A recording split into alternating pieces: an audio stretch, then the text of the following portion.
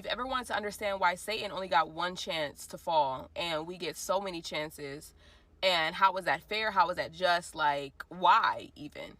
Put the video in 2x, do whatever you gotta do, but listen for the next few minutes. Satan is an immortal being who lived in eternity, right? Meaning there is no time. We live in a place where time exists, okay? First thing. His rebellion took place outside of time, meaning it has eternal weight and consequences. We were formed in dust and in time, meaning that our condition is redeemable, not because we are good, but because it's temporal and it's not eternal. So Satan is created to be an immortal being, okay? Let's look at why God kicked us out of the garden.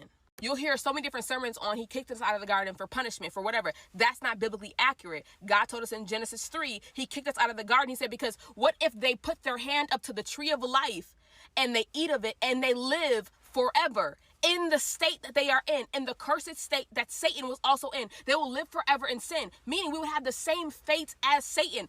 Keep up, keep up. God wasn't punishing Adam and Eve by kicking them out of the garden. He was protecting them from eternal separation from him. Even look at this beforehand, before they even ate of the tree. And he said, but if you eat of this tree, you will surely die. In this state, when he says it, it's a punishment. But also now we understand that in our death, it became a mercy. Since we ate of that tree and then afterwards eat of the tree of life, it's now a mercy to us. It's good for us to die because if we weren't able to, then we would be in the same state as the enemy, immortal and eternally banished from his presence.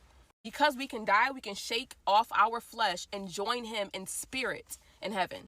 2 Corinthians 5 says, while we are at home in the body, we are away from the Lord. We would rather be away from the body and at home with the Lord. Our mortality creates a doorway for us to go into heaven. Death that came from sin, but was turned into a portal of redemption because Jesus defeated it. But Satan, being immortal, he has no such portal. He has no cross. He has no redemption. He has no resurrection. He has no end.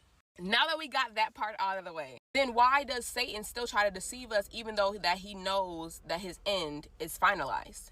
The reason that he deceives you and lies to you is so we can get to our last point, so that he can accuse you.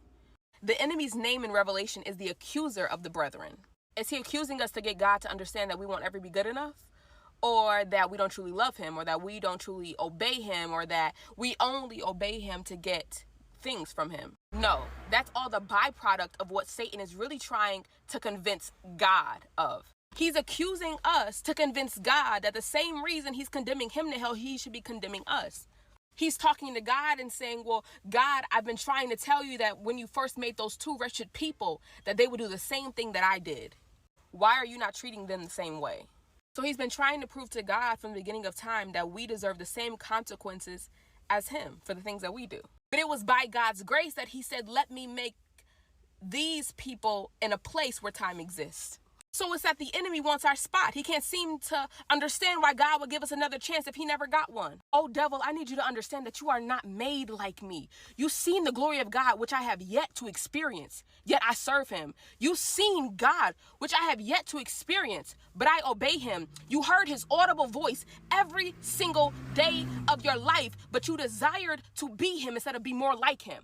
And yet you accuse me of falling short. But what was your reason? What was your reason? Oh, devil, who tempted you? Who manipulated you?